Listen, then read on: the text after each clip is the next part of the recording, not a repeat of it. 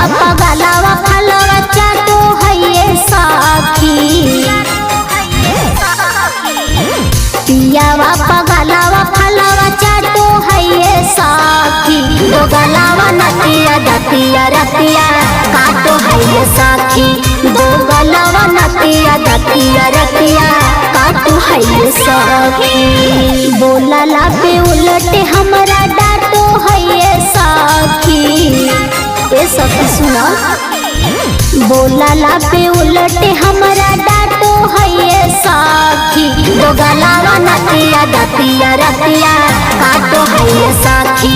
दो गलवा नतिया दतिया रतिया काटो है सखी।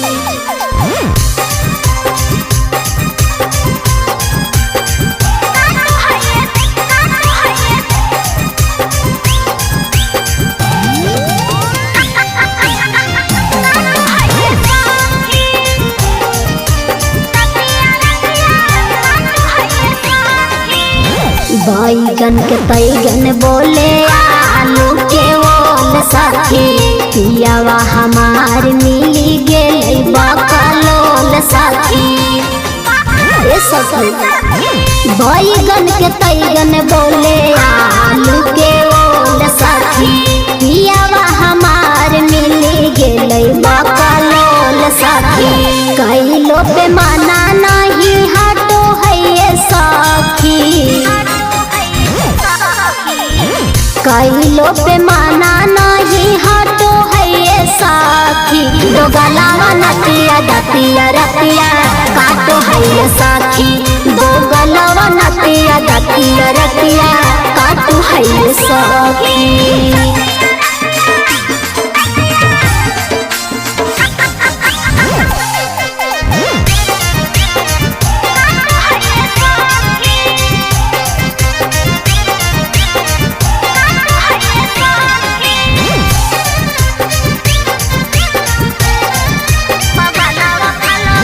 काबो उठाबो हकै काबो बैठाबे सखी। पियावा हमार हमरा रात भर जागाबे सखी।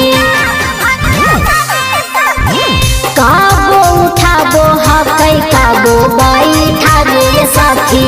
पियावा हमार हमरा रात भर जागाबे सखी। रंजू रागनी के देह में साटो है सखी।